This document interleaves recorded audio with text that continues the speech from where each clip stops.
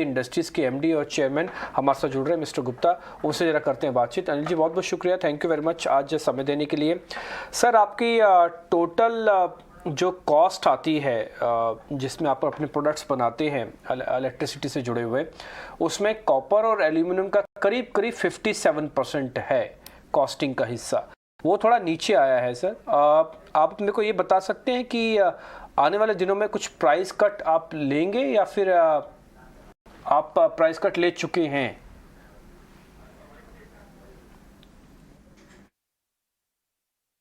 हमारी कंपनी ने भी प्राइस कट्स लिए हैं। जैसा कि आपने कहा कि जब कॉपर या एल्यूमिनियम के या दूसरे रॉ मटेरियल्स के प्राइस कम होते हैं तो हम अपने सेलिंग प्राइसेस को रॉ मटेरियल इनपुट कॉस्ट के हिसाब से एडजस्ट करते हैं, चाहे वो लोअर हो या हायर हो। तो इसी डायरेक्शन में हमने भी प्राइस कट्स किए हैं, और अगर कॉपर का ट्रेंड यही रहा तो शायद कुछ और भी प्राइस कट्स अगले 5-7 दिनों में आ सकते हैं। सर जैसे आप थोड़े से प्राइस गिरते हैं तो आपका जो स्टॉक पड़ा होता है वो डी स्टॉकिंग होने लगता है, यानी कि रखा हुआ माल तुरंत बिकने लगता है। सर जरा इसके बारे में हमको अपडेट दे पाएंगे दूसरे क्वार्टर्स के अंदर क्या होगा, यानी कि FY23 के सेकंड क्वार्टर के अंदर ये जो स्टॉकिंग है डी स्टॉकिंग में कन्वर्ट हो जाएगा? सर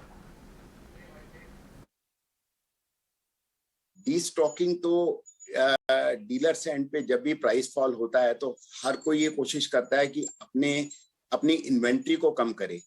और जहां तक बाउंस बैक का सवाल है तो जनरली फर्स्ट क्वार्टर में जो ट्रेंड रहता है सेल्स का वो हमेशा थोड़ा सबड्यूड ही होता है, बिकॉज ईयर एंड में नॉर्मली सभी कंपनियां या सभी डीलर्स डिफरेंट स्कीम्स या डिफरेंट टारगेट्स के चलते काफी सेल करती हैं, तो वो स्टॉकिंग काफी होती है। तो और जो फर्स्ट क्वार्टर में जिसको एडजस्ट किया जाता है, बट मुझे लगता है कि सेकंड क्वार्टर से ये बाउंस बैक आएगा। इन क्वार्टर से आप बाउंस बैक बता रहे हैं गुप्ता जी, आप बता रहे हैं कि यानी ये जो first half of the year है उसमें थोड़ा सा एक्टिविटी जो है वो डिमांड जो है सबड्यूड हो जाती है, लेकिन क्या इंस्टीट्यूशनल बायर्स भी इसी तरह का ट्रेंड दिखा रहे हैं? क्या वहां से भी आपको सबड्यूड दिख रही है? और अगर नहीं तो ग्राउंड सिचुएशन क्या है, कब तक ये रिवर्स हो जाएगी? देखिए इंस्टीट्यूशनल कस्टमर्स जो हैं बल्कि वो इस टाइम ब्यूएंट हैं, बिकॉज जब रॉ मटेरियल प्राइस गिरते हैं तो उनका फोकस होता है कि जल्दी से जल्दी अपने ऑर्डर्स को जो उनके पास होते हैं उसमें जो भी कंपोनेंट्स होते हैं, चाहे वो केबल्स हो वायर हो, उनको बुक करें। जहां तक लॉन्ग टर्म का सवाल है, मुझे लगता है कि second half of a year is always better and more buoyant, but क्योंकि सेकंड क्वार्टर में भी रेन्स और बाकी जो रेन्स होती हैं या काफी अनसर्टेनिटीज होती हैं कंस्ट्रक्शन में, वो रहती ही हैं, बट फिर भी जो भी नॉर्मल ग्रोथ होता है सेकंड क्वार्टर में फर्स्ट क्वार्टर से वो पूरा रहेगा, और उसके बाद सेकंड हाफ तो और भी इम्प्रूव नजर आता है।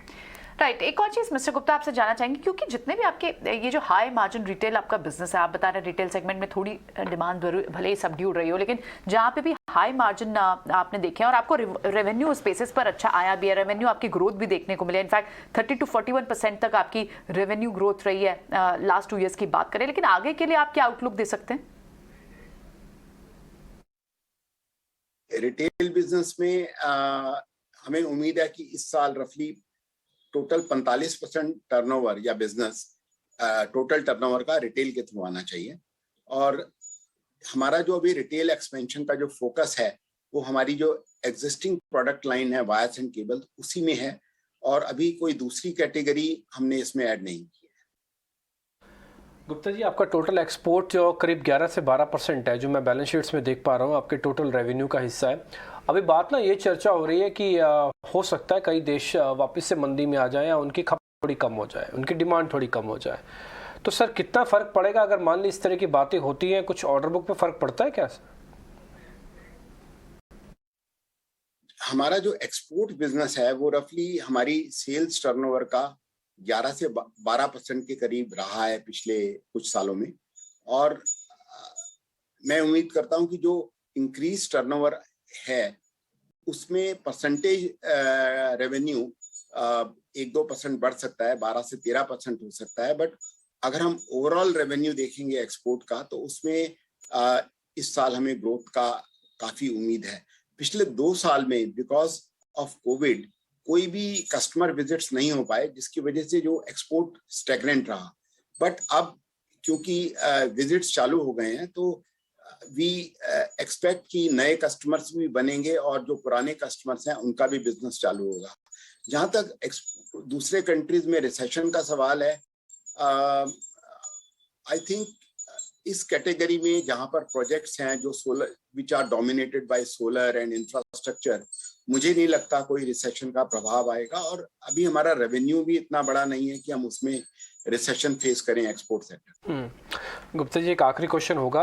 अभी फिलहाल एक तो ऑर्डर बुक का जरा मेरे को साइज बता दीजिए, और दूसरा मेरे को आपसे ये पता करना है क्या ई व्हीकल्स को लेकर जो बदलाव हो रहा है उसके अंदर भी काफ़ी बताया जा रहा है कि वायरिंग का इस्तेमाल होगा, तो वहाँ से कुछ आपको ऑर्डर्स मिल रहे हैं, आपने कुछ इनोवेशन किया हो, कुछ ऐसे प्रोडक्ट लॉन्च किए हो जो ऑटो वाली कंपनीज के काम आ जाए ई व्हीकल्स को लेकर खासकर? सर, मेजरली जो है कंस्ट्रक्शन सेक्टर और इंफ्रास्ट्रक्चर प्रोजेक्ट्स में एंड रियल एस्टेट सेक्टर, ये तीनों सेक्टर जो हैं इनके अंदर काफी एक्सपेंशन नजर आ रही है। और मेजर इंक्वायरी फ्लो जो है इन्हीं सेक्टर्स का है। इंफ्रास्ट्रक्चर में highways, rail projects and other railway projects, then इस तरह के प्रोजेक्ट्स जो हैं, overhead to underground transmission lines, इन प्रोजेक्ट्स में काफी ट्रैक्शन है और इंक्वायरी फ्लो अच्छा है। जहां तक ईवी का सवाल है, इलेक्ट्रिकल व्हीकल बिजनेस में धीरे धीरे ग्रोथ आ रही है, और ये अभी मुझे लगता है कि इसमें एक आध साल और लगेगा इसके अंदर सब्सटेंशियल ग्रोथ ट्रेजेक्टरी देखने में। राइट, बिल्कुल, एब्सोल्युटली। बहुत बहुत शुक्रिया आप मिस्टर गुप्ता आज हमसे बात करने के लिए और अपना बिजनेस आउटलुक और ये सारे इंसाइट्स हमसे शेयर करने के लिए। बहुत बहुत शुक्रिया आपका।